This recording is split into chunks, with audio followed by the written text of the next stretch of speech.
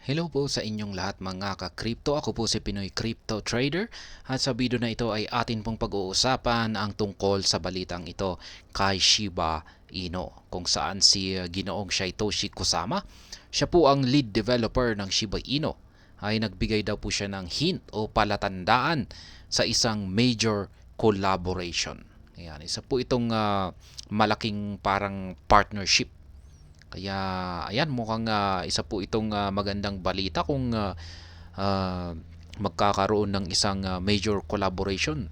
Ayan, lalong-lalo na kung sino yung siguro kung isang kilala na platform 'yan, or talagang ayan nga ay magkakaroon po ito ng matinding or positive impact dito kay Shiba Inu. Kaya, ayan, bago po tayo magpatuloy, ay nais ko po munang bigyang linaw ang aking disclaimer kung saan ang nilalaman po ng video na ito ay hindi po ito isang financial advice. For education and information purposes lamang po ang layunin nito. Maliban po dito ay nais ko na rin pong magbigay babala na wala pong kahit anumang group chat ang Pinoy Crypto Trader. Ayan. Ang sabi po rito ay recent Telegram messages from Satoshi Kusama. Ayan, galing po pala ito. Yung mga mensahe na ito ay yung pag-uusapan natin sa balitang ito ay mga mensahe ni nagaling kay Satoshi Kusama mula sa kanyang Telegram.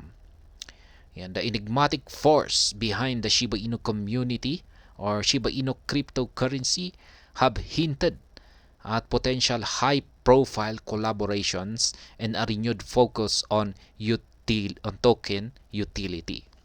Ayan, may enigmatic force po dito.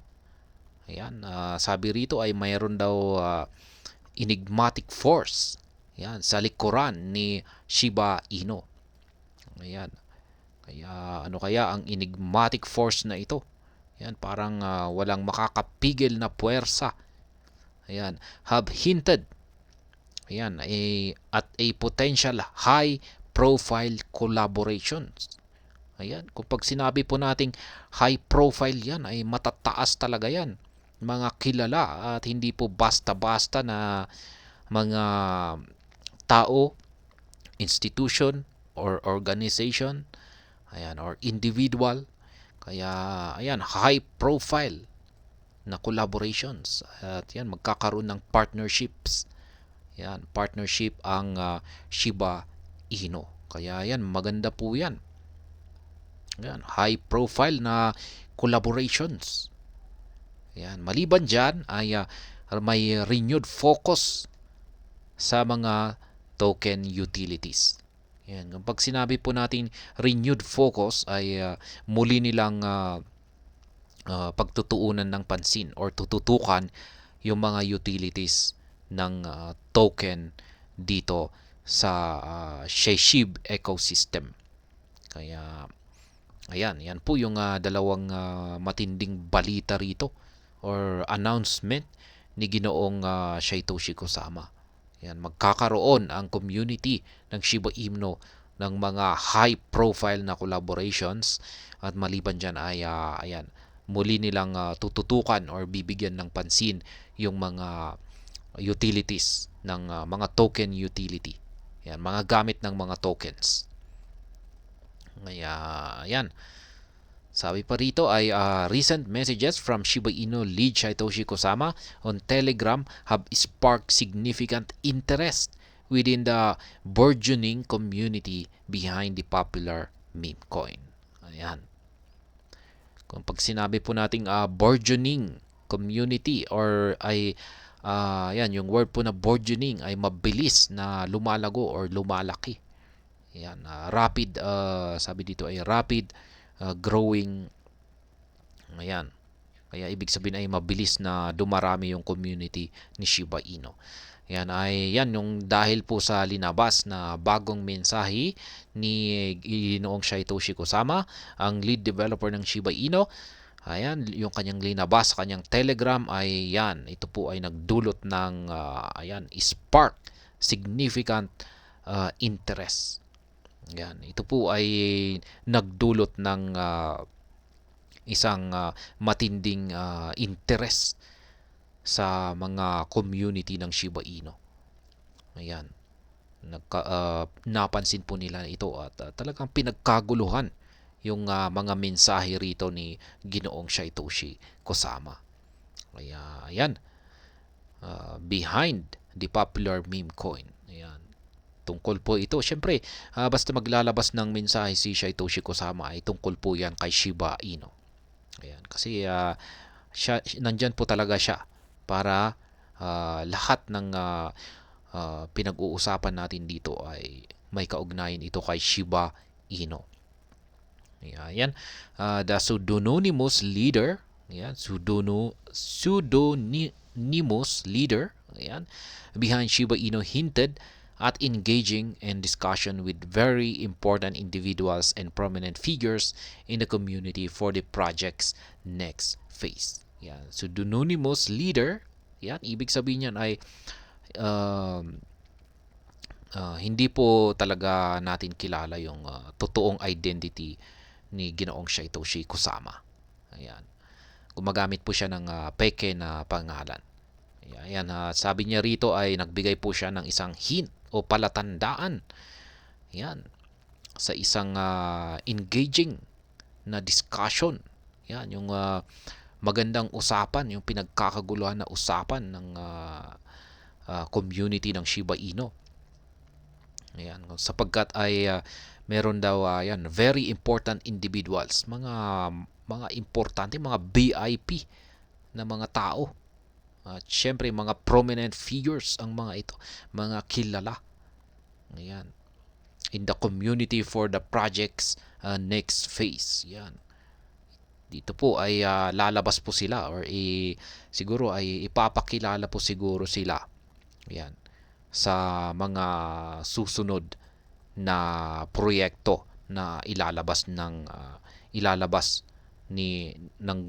yan, mga team developers ng Shiba Inu. Kaya yan, mukhang matindi po ito. Ayan, mga kilala, mga VIP, mga importante na mga tao at saka syempre mga kilala. Hindi po basta-basta. Kaya sino kaya ang mga yan? Ayan, Kusama stressed that he is determined to actively support the community's growth and underscored efforts made towards bolstering platforms that serve the Shiba Inu community. Ayan, yan po si Ginoong Satoshi Kusama. Yan, kanya pong lininaw na siya po ay napaka-determinado. Yan, talagang gagawin niya lahat ng kanyang lahat ng kanyang effort ay binubuhas niya rito kay Shiba Inu para lumago. Ayan, para lumago ang community ng Shiba Inu. Ayan, sabi pa niya rito ay nag-effort siya. Ayan, towards bolstering the platform. Ayan, para talagang lumago ang platform. Ayan, that serve the Shiba Inu community. Yan, yung mga platforms, mga projects po yan. Yan, para magkaroon ng benefits ang buong community ng Shiba Inu. Kaya yan na nga. Maganda nga yung talagang maganda po talaga yung dedication na ipinapakita dito ni Ginoong Satoshi Kusama.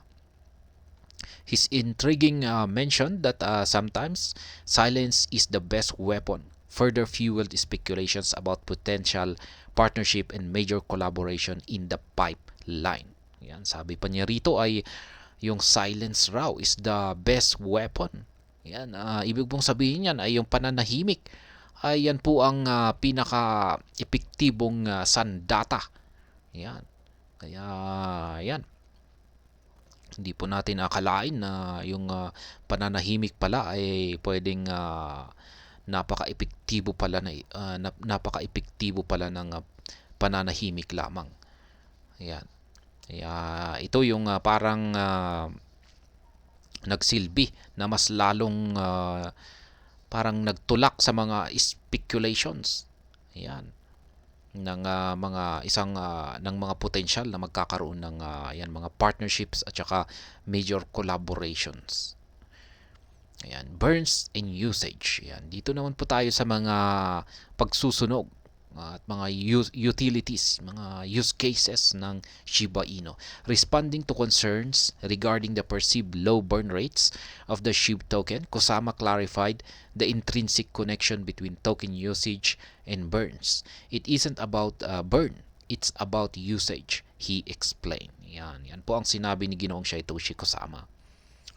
Ayan. Pagdating naman po dito sa pagsusunog ay talagang mapapansin po natin kung binabantayin po natin yung burn rate ng Shiba Inu token ay talagang paunti po ng paunti yung mga nasusunog.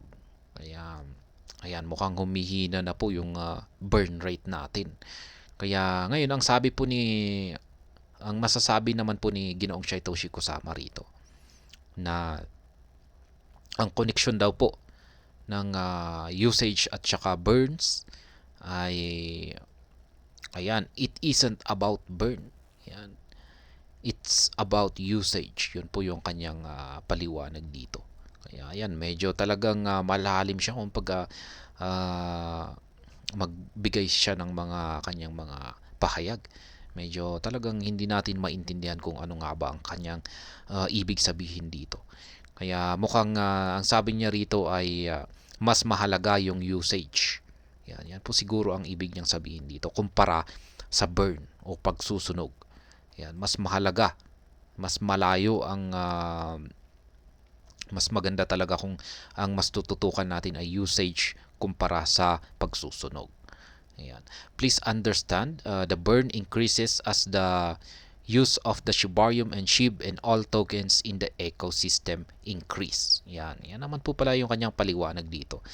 Dapat daw nating maintindihan na yung pagsusunog kay Shiba Inu ay kusang tataas yan kung marami ang gagamit kay Shibarium at saka kay SHIB. Ayan. At maging sa lahat ng mga tokens na nandito sa ecosystem ng SHIB. Ayan. So, I've been looking for ways at a zoom out level to increase usage with others in our decentralized community. The Shiba Inu lead further explain. Kaya yan yung paliwanag ni Ginoong Satoshi Kusama. Siya ay naghahanap ng ibang mga paraan. Ayan, para magkaroon ng increase of usage or para dumami ang gagamit dito. Ayan, gagamit dito sa mga gagamit dito kay Shiba Inu at sa mga ibang mga tokens nito. Kasi yan po talaga, kung mas maraming gumagamit ay tataas yung burn rate natin. Ayan, the McDonald's question. Ayan, paano kaya naman nasama si McDonald dito? When it comes to adoption, Kusama addressed the burgeoning query about Shiba Inu's potential integration with major retailers such as McDonald's and Burger King. Ayan, yan naman po pala. Magkakaroon ng parang isang potential na integration sa mga major retailers na katulad ni McDonald's at saka si Burger King. And he pointed to SHIB's acceptance across a myriad of retailers, but also acknowledged the difficulties associated with systematizing such widespread payment integration. Alluding to discrete negotiations or strategies, Kusama hinted sometimes silence is the best weapon. Yan pa rin yung sinabi ni Ginoong Satoshi Kusama. Yan, sabi naman po niya rito ay medyo nahihirapan naman po talaga yung widespread payment integration. Yan, kasi meron po talagang medyo hirap silang mag-adapt sa mga panibagong mga payment systems natin ngayon. Kaya mukhang medyo nahuhuli yan pagdating dito sina McDonald's at saka si Burger King. Kaya malamang ang gustong sabihin dito ni Ginoong Satoshi Kusama na sometimes silence is the best weapon ay maghintay na lamang tayo. Yan, parang be patient. Parang ganyan na rin po siguro yung gusto niyang sabihin dito. Ayan. Mukhang meron na namang yan na naman yung palatandaan, yung hint na balita or mensahe ni Ginoong Satoshi Kusama sa lahat. Ayan, meron daw paparating na mga major collaborations at yan, yung mga tao sa likuran ng mga ito. Yan, mga collaborations na ito ay mga makakalagang tao, mga VIP, syempre mga kilalang mga tao at hindi po basta-basta. Kaya yan, mukhang mukhang yung mga taong ito ang siyang parang manghihikayat ng mga bagong mga users, mga investors dito sa SHIB ecosystem. At mukhang yan nga, magpaparami sa mga utilities. Yan, dadami ang gagamit dito at yan ang makakatulong sa pagtaas ng burn rate ng Shiba Inu. At ayan, hanggang dito na lamang po tayo sa video na ito. Sana po ay inyong nagustuhan ang aking paliwanag dito. Kung inyo po itong nagustuhan ay pakiclick lamang po ang like button nito. Para naman po sa mga bago lamang dito, kayo po ay aking inaanyayahan para mag-subscribe. Pakiclick na rin po ang bell icon nito dahil ito po ang siyang magsisilbing notification nito sa mga bago kong videos na akin pong ina-upload sa aking YouTube channel na ito. Marami pong salamat sa panonood. Ingat po tayo lagi at God bless po sa ating lahat.